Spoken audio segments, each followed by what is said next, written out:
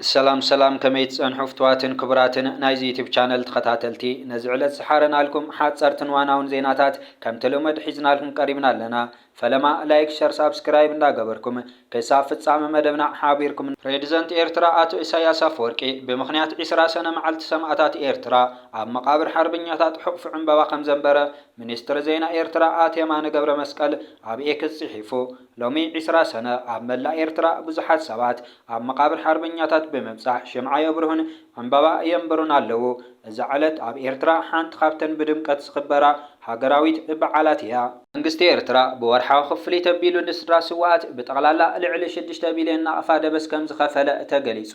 መንግስቲ መናባብድሮ ስድራ ስዋዓት ንምውሓዝ ዝሕግዝ ደበስ ንስድራ ስዋዓት ብምእዋጅ ካብ ወርሒ ጥሪ 2004 ምኽፋል ከም ዝጀመረ ዝፍለጥ ኮይኑ ንሃገራዊ ናጽነትን ሉዓላውነት ኤርትራ ንምርግጋጽን ንምሕላውን ኣቦታት ኣዴታት ኣወዳትን ኣዋልድን ብሉጻት ኤርትራውያን ናይ መወዳእታ ዋጋ ዝኸፈሉ ስድራ ቤታት ሰማዕታት በወርሓዊ ክፍሊት ተቢሉ بدمر آستاس 6 بليون نقفة دبس كم زخفلة بتصبصب منيستر عيو سبعة ودحنتن مركز بمقار منيستر يمان قبر مسكال قليسو بتوسخي عوشت هاجرن عبدياسبورا زركبو استفالالي تكالاتن والكسباتن رؤي وفياتاتن نسدرابيتات سماعتات بواغازيت من حاجزن مزرقح حيالة توقساتات مجمار كم زقبرن يقبرو خمز اللون قليسو سودان كلهم إيرتراويان كاب كارتم كواتسو خمسة عززت حبيرو بجنرال عبد الفتاح البرهان زمرح العلاو بيت مخر السودان اب كارتم زركو كلهم إيرتراويان كواتسو تئزاز كم زم حلالفه اب تهاجر زركو منجتات نريدو رينا ارغاغيصم تتئزاز ኢትዮጵያውያን ሆነ እዘ ተቃለለ ሙኻኑ ዘመልከቱ ተመንጭታት ካብ ከተማ ካርቱም ወጽየም ናብ ሰለስተ ማዓስከራት ክጉዕዙ መምርሕ ተዋሂብዎም ዘሎ እቲ ብሰራዊት ዝምራሕ መንግስቲ ኣብ ካርቱም ዝርከቡ ኩሎም ዜጋታት ኤርትራን ኢትዮጵያን ካብታ ከተማ ክወጽን ናብ ማዓስከራት ክጉዕዙን ትእዛዝ ዘመሓላለፈ ምስ ጸገም ጸጥታ ብዝተተሓዘ ሙኻኑ እዩ ዘጠቃስ ኣብ ካርቱም ከባቢያን ኣብ ዝካየድ ዝነበረ ኩናት ተቀርቂሮም ጸንሑ ብ10 ሸሓት ዝቁጸሩ ዜጋታት ኤርትራን ኢትዮጵያን ተዛመድ ትዕርፍቲ ክረኽቡ ኣብ ዝጀመረሉ እዋን ካብታ ከተማ ክወጹ ዝወሃቦም ዘሎ ትእዛዝ ከቢድ ሻቁለት ፈጢርሎም ኣሎ ኣብ ሱዳን ዝርከብ ወኪል ላዕለዋይ ኮሚሽን ስደተኛታት ሕቡራት ሃገራት ብዛዕባ ስደተኛታት ኩሎም ካብ ካርቱም ክወጽን ናብ ሰለስተ ማዓስከራት ክጉዕዙን ዝተወሃበ ትእዛዝ ኣፍልጦም ዘይብሉ ከም ዝገለጸሎም እቶም ነዚ ሓበሬታ ዝለኣኹ ምንጭታት ኣመልኪቶም ኣለዉ ቀዳማይ ሚኒስትር ኢትዮጵያ አብይ አህመድ መስተወከልት ተቃዋምቲ ፖለቲካዊ ፓርቲታት ተሃገር ኣብ ዘካይዱ ወዘተ ብዛዕባ ኣፍደገ ባሕርን ኣብ ትግራይን ዝርከቡ ተመዛበልትን ዝምልከት መደረ ስሚዖም እቶም ቀዳማይ ሚኒስትር ከም ዝበልዎ ኣፍደገ ባሕር ብዝምልከት ዘለና ቅዋም ንኤርትራ ጅቡትን ሰማልን ዝረብሕ ድሕሪ ምባል ሰላም ዘለዋ ዝለምዕትን ኢትዮጵያን ተሃልያ ዝፍጠር ነገር ኣይክህልን ዘይለምዕት ኢትዮጵያ ተተፈጢራ ግን ሽግር ምፍጣሩ ኣይተርፍን እዩ ኢትዮጵያ ዓባይ ሃገርያ በዝሒ ህዝብ ኣለዋ ናይ ኢትዮጵያ ዓቅምን ጥፋት ኮነን ልምዓት ክውዕል ዝኽእል እዩ ናብ ጥፋት ንኸየምርሕ ናብ ልምዓት ንኸምርሕ ኣብ ጎረባብትና ዘለዋ ሃገራት ናይ ኢትዮጵያ ሰላም እግድን እዩ ሰላም ተዘይሃልዩ ጎረባብትና ክንህሰይና ኢለን ክሓስባ ይግባእ ነዚ ኢና ሕቶ ብሕጋዊ መንገዲ ኣልዒልና ዘለና ጉዳይ ኣፍደገ ባሕሪ ፖለቲካ ይኮነን ናይ ህልውና ጉዳይ ይኽብሉ ተሰሚዖም ኣለዉ ናትና ሕርያ ሰላም ይዝበሉ እቶም ቀዳማይ ሚኒስተር ብቢዝነስ መልክዑ ክፍታሕ ኢልና ንሓስብ እንተዘይኮይኑ ግና ክትፈልጥዎ ዝግባእ ነገር ናይ ኢትዮጵያ ህልውና ስጋኣት ዝኾነሉ ግዜ ሓሊፉ እዩ ኣይኮነን ናይ ውሽጢ ዕጡቃት ዝኾነ ይኹን ኣካል ንኢትዮጵያ ብሓይሊ ከንበርክኽ ኣይኽእልን ኢትዮጵያ ሓንቲ እያ ሓንቲ ኮይና ክትቅጽል እያ ሕጂ ኢትዮጵያ ክትፈርስ ዝደልዩ ኣካላት ኣለዉ ንሶም ክጠፍእዮም ኢትዮጵያ ክትቅጽል እያ ክብሉ ተሰሚዖም ኣለዉ ዛዕባ ትግራይ ኣብዚ ዝተዛረበሉ እዋን ዝተማዛበሉ ሰባት ናብ መንበሪኦም ንምምላስ ሚእታዊት እድልዋት ኢና ነርና ሕጂ እውን እድልዋት ኢና ራያ መሊስና ርኢናዮም ኢና ኣብ ወልቃይት እውን ከምኡ ተመሳሳሊ ድሌት ዘለና ምስ ግዜያዊ ምሕዳር ትግራይ እውን እንዘራረብ ኣለና ናይ ትግራይ ጉዳይ ዘየተሓሳስበና ከይመስለኩም ዘተሓሳስበና ጉዳይ ንኽትፈልጥዎ ዘበን ተቐይሩ እዩ ቅድሚ 45 ዓመታት ዝነበረና ናይ ምውጋዕ ዓቕሚ ዝነበረና ቴክኖሎጂ ሎሚ ዘለን ይፈላለ እዩ ብዝተኻእለ መጠን ኩናት ደው ተቢልናዮ ይሓይሽ ኣብ ዝሓለፈ ኩናት ተዛሪበዮ ነይረ ካብ መንእሰይን ኣዴታትን ትግራይ ንላዕሊ ዝተሃሰየ ሰብ የለን ሰባት ዝቀትሉ አካላት ይፍክሩ ኣለዎ መወቲ እቲ ጉዳይ ከይፈለጥዎ እዮም ዝጠፍኡ እዚ ንኸይፍጠር ኢና ድማ ንፅዕር ዘለና ክብሉ ተሰሚዖም ኣለዉ ካብዚ ወፃኢ ዝካየዱ ናይ ኩናት ልምምዳትን ምንቅስቃሳትን ዘይንፈልጦም ኮይንና ይኮናን ንሕና ዝሓየለ ሰራዊት ንሃንፅ ኣለና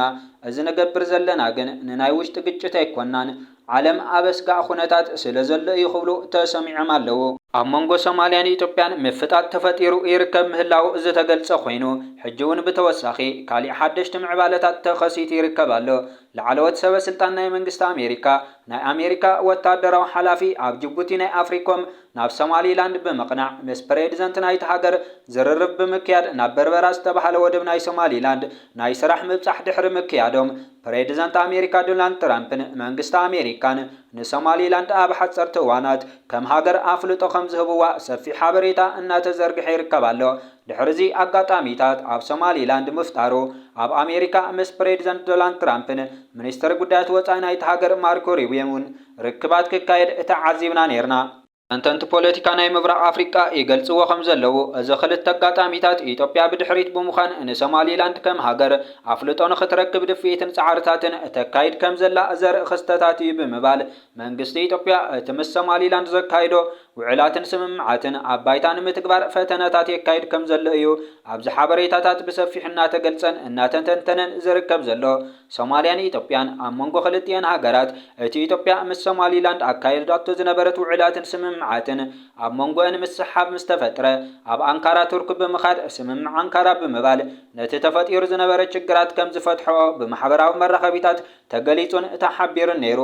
ስርዓት ብልጽግና እቲ ኣብ አንካራ ዘካየዶ ስምምዓት ንህዝቢ ኢትዮጵያ እንታይ ዓይነት ነጥብታት ዘካተተ ምዃኑ ክሳብ ኣብዚ ሕጂ ሰዓት ሓበሬታታት ኣይዘርግሕን እቲ ምስ ሶማል ዘካየዶ ስምምዓት ስምምዕ አንካራ ነቲ ምስ ሶማሊላንድ ዘካየዶ ንወደብን ኣፍ ደገ ባሕርን ዝምልከት ስምምዓት የፍርሶ ድዩስ ዋላ ይቕጽሎ ክሳብ ኣብዚ ሕጂ ሰዓት መልሲ ኣይሃበን በዚ ሕጂ ዝግበር ዘሎ ምንቅስቓሳት ስርዓት ብልጽግና እቲ ኣብ ዓመት 2024 ምስ ሶማሊላንድ ዘካየዶ ስምምዓት ኣብ ባይታ ንምትግባር ምስ መንግስቲ ኣሜሪካ ብምትሕብባር ምንቅስቓሳት የካይድ ከም ዘሎ እዩ ኣብዚ ትንታነታት እናተገልጸን እናተጠቐሰን ዝርከብ ዘሎ ሕጂ እውን ሶማሊን ኢትዮጵያን ኣብ ሓፀርቲ እዋናት ናብ ዝለዓለ ምስሓባት ከኣትዋ ምዃንን ጥርጣረታት ዝበሃል የለን መንግስቲ ኣሜሪካ ንኸምዚኦም ዝኣምሰሉ ላዕለዎት ወታደራውያን ኣዘስን ሰበስልጣናቱን ናብ ሶማሊላንድ ብምልኣኽ ምስኣ ዝርርብ ምክያዱ ንሃገረ ሶማል ዓብዪ ጽፍዒት ኮይኑ እዩ ዝርከብ ኣብ ሶማል ዝርከብ መንግስቲ ኣብዚ ሕጂ እዋን ነቲ ሃገር ምቁፅፃር ሲኢኑ ኣብ ከተማ መቃዲሾ ጥራይ ተሓፂሩ ይርከብ ዓቃቢ ሰላም ሰራዊት ኣብቲ ሃገር ናይ ልዕሊ 4 ሃገራት ዝኾና ኣንጻር ኣልሸባብ ዘካይዶ ዘሎ ኩናት ክሳብ ሕጂ ዝጥቀስ ዓወታት ከምፅእ ኣይከኣለን እዝን ካልእን ኣብ ግምት ብምእታው መንግስቲ ኣሜሪካ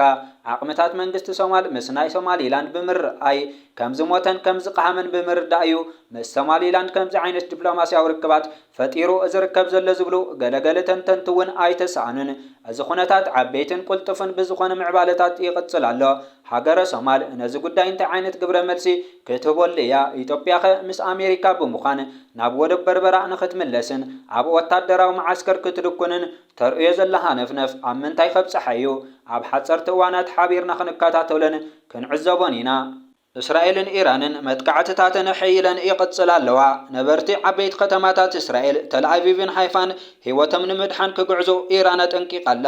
ሓድሽ ጠቕላሊ ስታፍ ሓይልታት ኢራን ሜጀር ጀነራል ዓብደራሒም ሙሳቪ ኣብ ዘውፅኦ ናይ ቪድዮ መልእኽቲ ክሳብ ሕጂ ክካየድ ፀንሐ ስርሒታት ናይ ምክልኻል መጠንቀቕታ እዩ ነይሩ ብምባል ቀፃዒ ስርሒታት ኢራን ብሕጂ ክስዕብ ምዃኑ ኣፍሊጡ ኣሎ ተመሳሳሊ ዜና ሰራዊት እስራኤል ናብ ሎሚ ኣብ ዘውግሕ ለይቲ እንተላይ ንሱሳ ነፈርቲ ኢራን ዒላማ ዝገበሩ ብዓሰርተታት ዝቁፀሩ መጥቃዕትታት ከም ዘካየደ ኣፍሊጡ በዚ መጥቃዕቲ ኣብ ቴህራን ንዝርከቡ ሓያሎ ቦታታት ዒላማ ከም ዝገበረ እውን ይገልጽ ነቲ መጥቃዕቲ ንምፍጻም ኣስታት 120 ተተኮስቲ ተጠቒሙ እዚ ድማ ኣብ ምምዕባልን ምፍራይ ኒኩሌሳዊ ኣጽዋርን ሚሳኤላትን ኢራን ምትእስሳር ዘለዎም ቦታታትን ማእኸል ምርምር ኒኩሌርን ዒላማ ዝገበረ እዩ ሰራዊት እስራኤል ኢራን ኣብ ልዕሊ እስራኤል መጥቃዕቲ ከም ዘካየደትን ኣብ ደቡባዊ ክፋል እቲ ሃገር መጥቃዕቲ ከም ዝተፈጸመ ጸብጻባት ከም ዝረኣየን ገሊጹ